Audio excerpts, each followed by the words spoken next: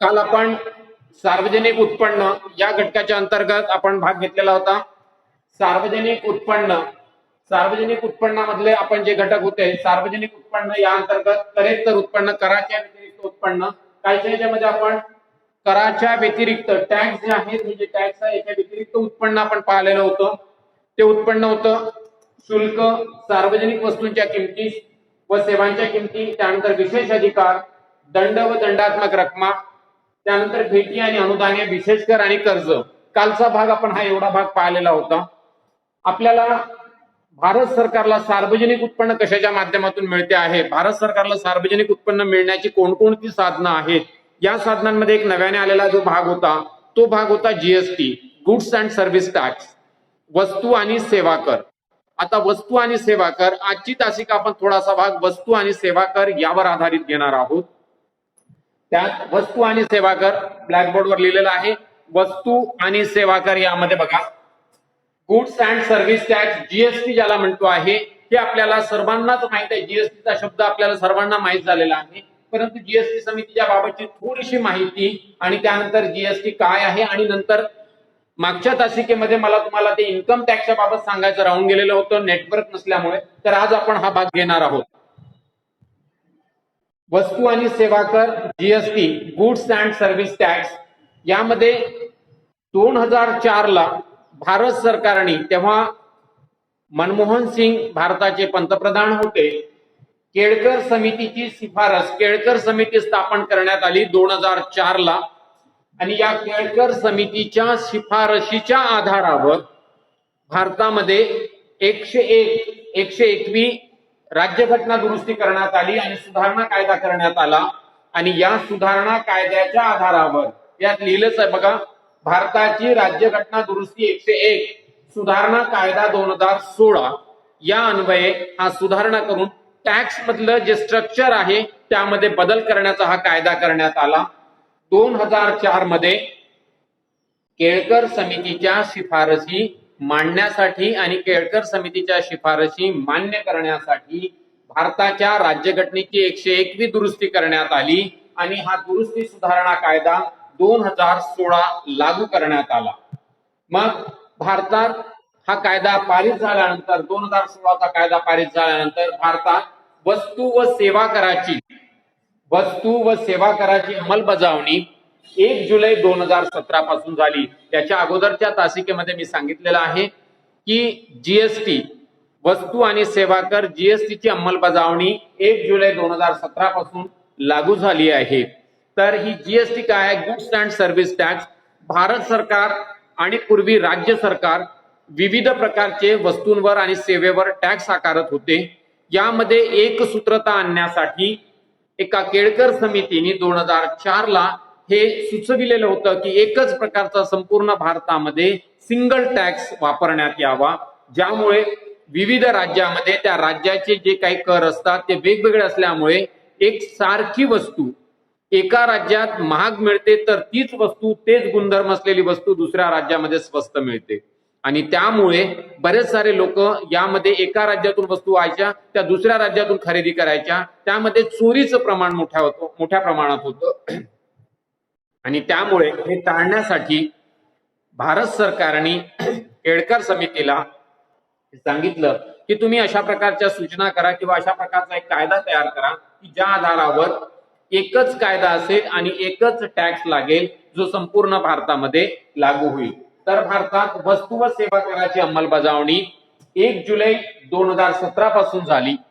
या कायदा परिषदेमध्ये, ही कायदा परिषद शिफारस 2000 केळकर समितीच्या अंतर्गत सुरू केली. यामध्ये कायदा परिषदेमध्ये कोण लोक असतात, तर भारताचे केंद्रीय अर्थमंत्री, त्यानंतर महसूल राज्यमंत्री आणि मग प्रत्येक राज्याचे अर्थमंत्री यांचा समावेश होतो. म्हणजे भारताची जेवढी घटक राज्य आहेत, 29 घटक राज्य, या 29 घटक राज्याचे अर्थमंत्री, भारताचे केंद्रीय मंत्री आणि महसूल राज्यमंत्री या सर्वांचा या परिषदेमध्ये समावेश होतो आहे. या सर्व लोकांना मिळून जीएसटी म्हणजे गुड्स अँड सर्व्हिस टॅक्स कशा प्रकारचा लागू करता येईल, त्याचं स्वरूप काय असेल, या सर्व बाबींचा निर्णय घेतला आणि त्या आधारावर 1 जुलै 2017 ला भारतामध्ये, संपूर्ण भारतामध्ये जीएसटी लागू करण्यात आला.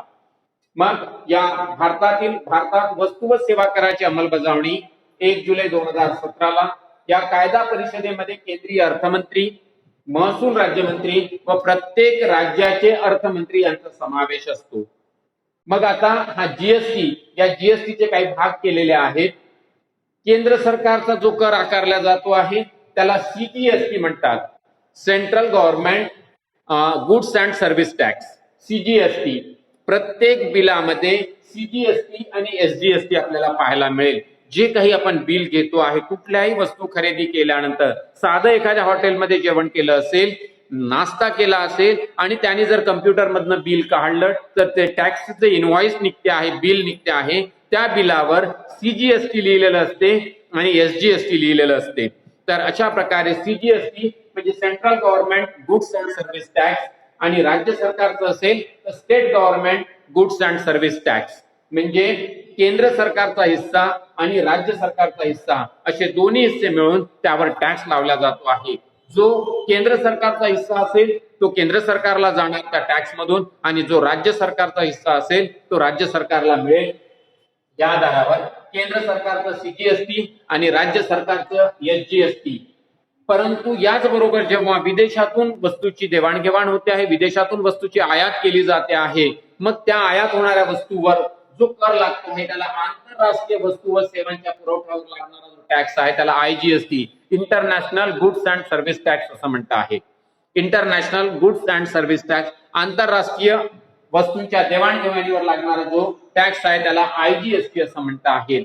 तर या वस्तू आणि सेवा कराची जी अंमलबजावणी करण्यात आली आहे, या अंमलबजावणीच्या माध्यमामधून आताही सध्या आपण जीएसटीच्या माध्यमातून कराची वसुली केली जाते आहे.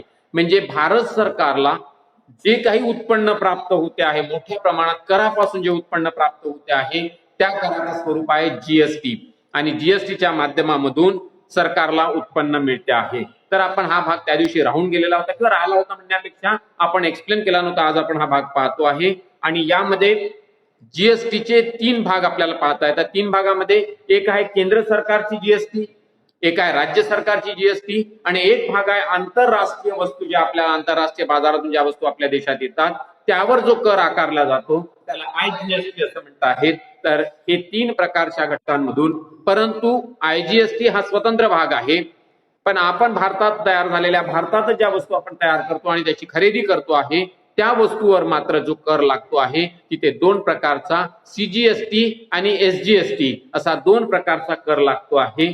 तो कर म्हणजे जीएसटीच्या अंतर्गत आपल्याला द्यावा लागणारा कर होय आणि हे सर्व सार्वजनिक उत्पन्न आहे शासनाचं आणि म्हणून वस्तू आणि सेवा कर सध्या एकच कर भारतामध्ये लागू असल्यामुळे या कराच्या माध्यमामधून भारत सरकारला मोठ्या प्रमाणात उत्पन्न मिळते. पण याबरोबर सार्वजनिक उत्पन्नाचे जे स्रोत आहेत यामधलं करेक्टर उत्पन्न हा जो भाग आहे हा वेगळा भाग आहे. हे कराच्या व्यतिरिक्त मिळणारं उत्पन्न आहे. तर जीएसटी पासून मिळणारं उत्पन्न हे करापासून मिळणारं उत्पन्न आहे. GST goods and service tax आहे, वस्तू आणि सेवा कर यापासून केंद्र सरकार आणि राज्य सरकारांना उत्पन्न मिळते आहे. वस्तू आणि सेवा कराचे काय अपेक्षित लाभ होते तर यामुळे भारताची एकात्म सामायिक आणि राष्ट्रीय बाजारपेठ निर्माण होण्यास मदत होईल. हे सरकारने ठरवलेलं होतं.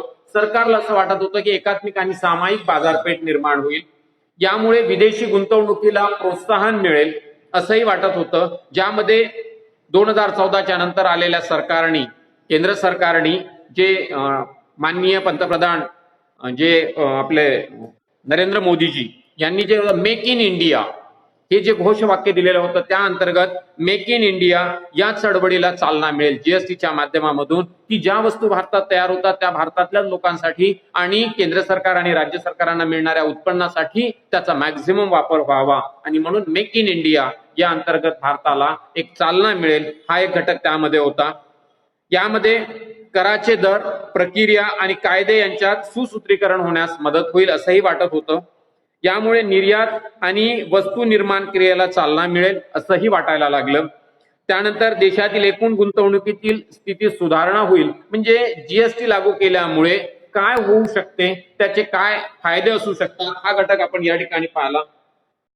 देशातील कर व्यवस्था सुलभ होणार, बिलकुल बरोबर आहे. कारण प्रत्येक राज्यामध्ये वेगवेगळ्या कर प्रकारचे कर लागायचे, म्हणजे प्रत्येक राज्याचे कर वेगळे, केंद्राचे कर वेगळे आणि प्रत्येक घटकावर प्रत्येक जण आपापले कर लावायचे आणि त्यामुळे कोणी किती कर लावलेला आहे हे उपभोक्त्याला किंवा ग्राहकाला समजण्याच्या पलीकडचं असायचं आणि म्हणून समजण्यासाठी सोयीचं होण्यासाठी कर तेवढाच द्यावा लागेल, त्यात काही बदल नाही झाला. उलट कर वाढला, टॅक्स वाढलेला आहे. पूर्वी जे कर देत होतो त्यापेक्षा जास्त कर आता या जीएसटीच्या माध्यमातून आणि अन्य करही आपण देतो आहोत.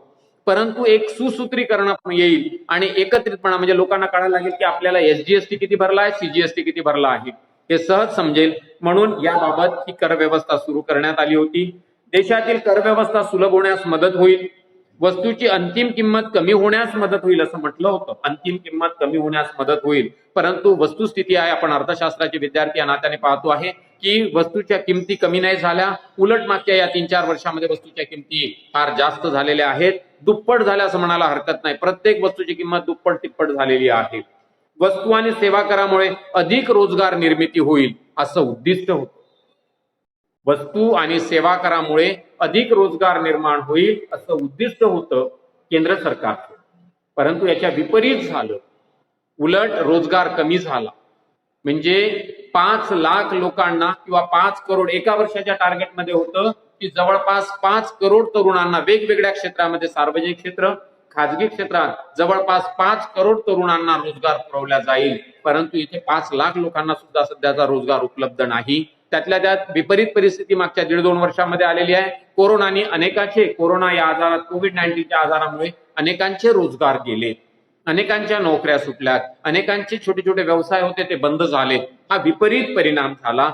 तो जाऊ द्या, हा विपरीत परिणामाचा भाग. परंतु वस्तू आणि सेवा करामुळे अधिक रोजगार निर्मिती होईल आणि अधिक वित्तीय संसाधनाची निर्मिती होऊन दारिद्र्य निर्मूलनासाठी आपल्याला फायदा होईल असं जे ठरल्या गेलेलं होतं, मात्र तसं काही दिसत नाही. तो परिणाम आपल्याला पाहायला मिळत नाही. रोजगार निर्मिती नाही, वस्तूचे दर कमी झालेले नाहीत, उलट वस्तूचे दर वाढलेले आहेत. तर त्यामुळे त्याचा विपरीत परिणाम झालेला आहे असं म्हणायला हरकत नाही.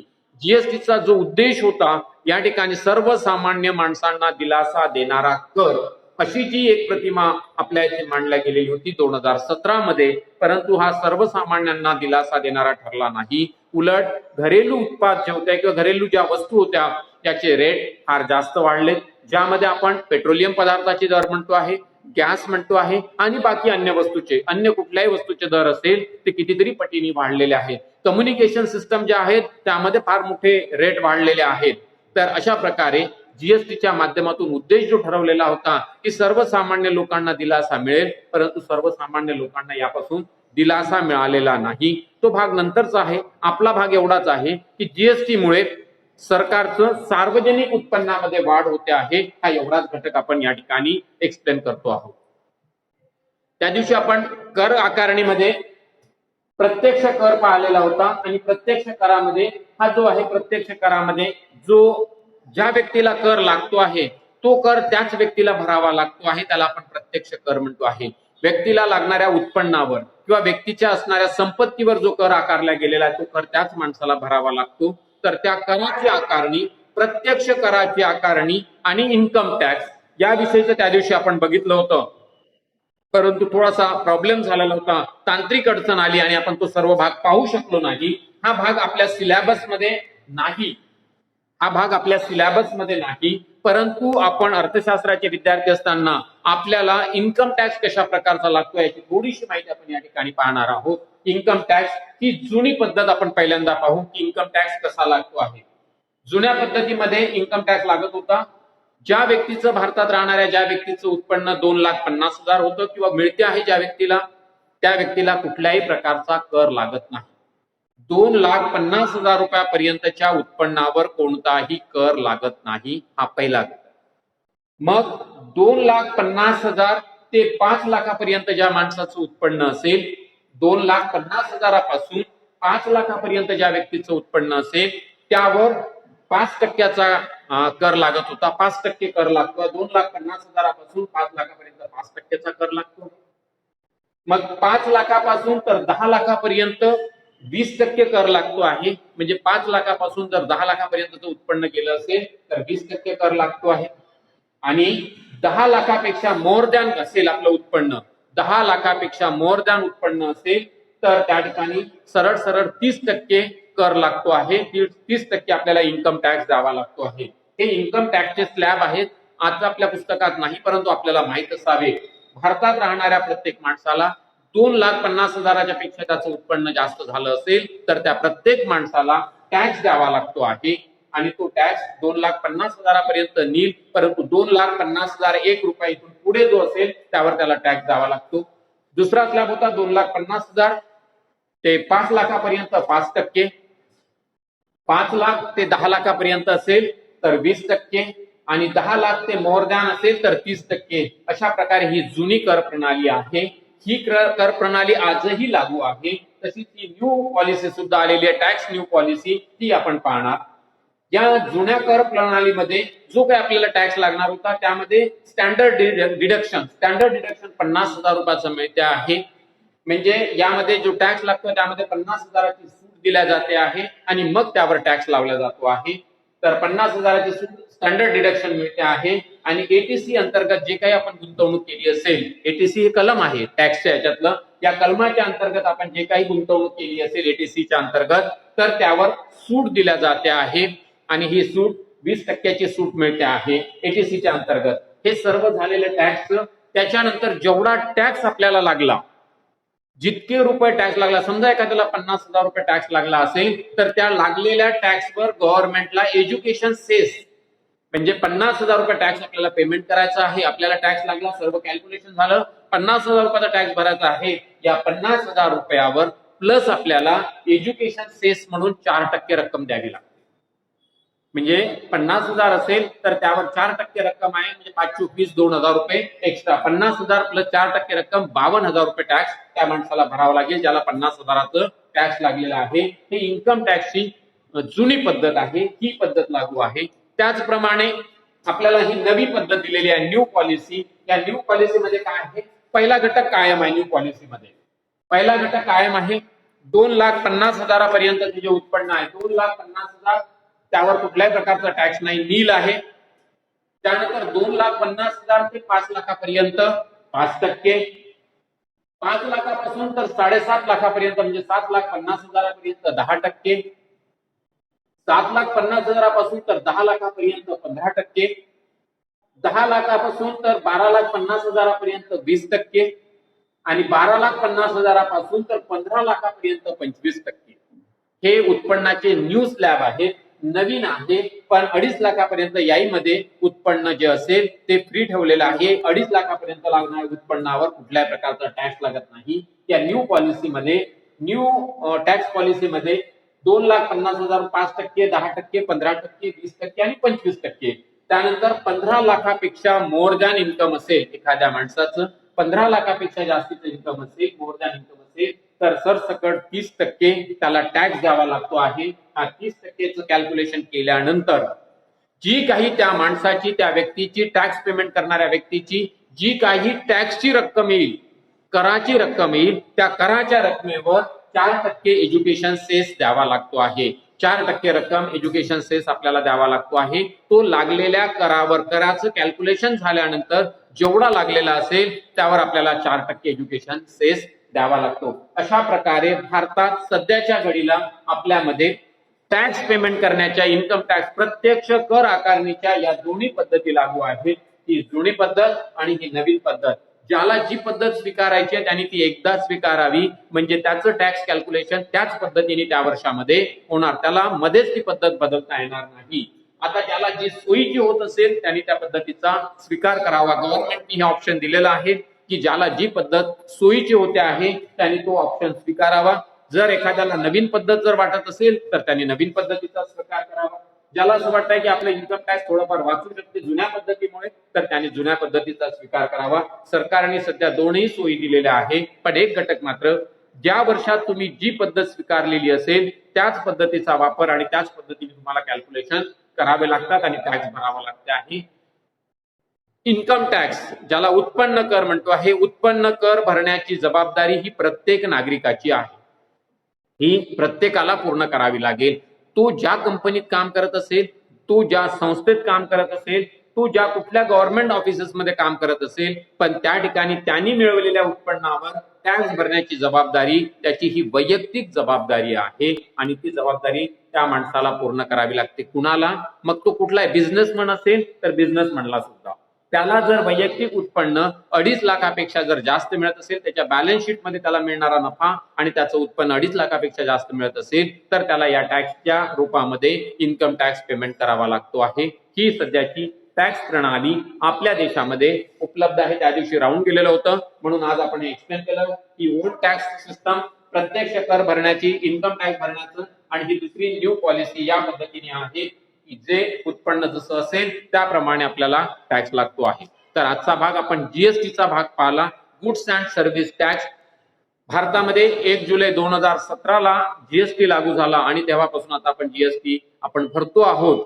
त्याचे जे काही उद्देश सरकारने त्यावेळेस ठेवलेले होते 2017 मध्ये लागू करताना, परंतु त्या उद्देशाला आता पोहोचलेलो नाही. उलट सामान्य माणसावर, भारतातल्या सामान्य जनतेवर अतिरिक्त टॅक्स लागल्या गेल्यासारखं आहे. वस्तूच्या मॅक्झिमम किमती वाढलेल्या दिसत आहे. म्हणजे पूर्वी 2017च्या पूर्वी किंवा 2014च्या पूर्वी ज्या किमती होत्या त्यापेक्षा कितीतरी जास्त वस्तूच्या किमती वाढलेल्या आहेत. घरेलू उत्पादनाच्या किमती सुद्धा वाढलेल्या, पेट्रोलियम पदार्थाच्या किमती सुद्धा वाढल्याचं दिसते आहे. आणि त्यामुळे ज्या उद्देशाने जीएसटी वापरण्यात आला किंवा जे काही घटक होते ते घटक साध्य होताना दिसत नाही आहे. मग यावर सरकार उपाययोजना करेल. जी काही उपाययोजना असेल ती आपल्याला स्वीकारावी लागेल. परंतु वस्तुस्थिती सध्याची ही आहे की जीएसटीचा उद्देश जो ठरलेला होता, वस्तू आणि सेवा करामुळे अधिक रोजगार निर्मिती होईल, हा एक घटक होता, आणि किंमत कमी होण्यास मदत होईल हा जो घटक होता, त्याचा उद्देश मात्र सफल होताना दिसत नाहीये. तर आज आपण एवढा भाग पाहिला या तासिकेमध्ये. त्याच्यानंतरचा जो भाग आहे आपण तो नंतरच्या तासिकेमध्ये घेणार.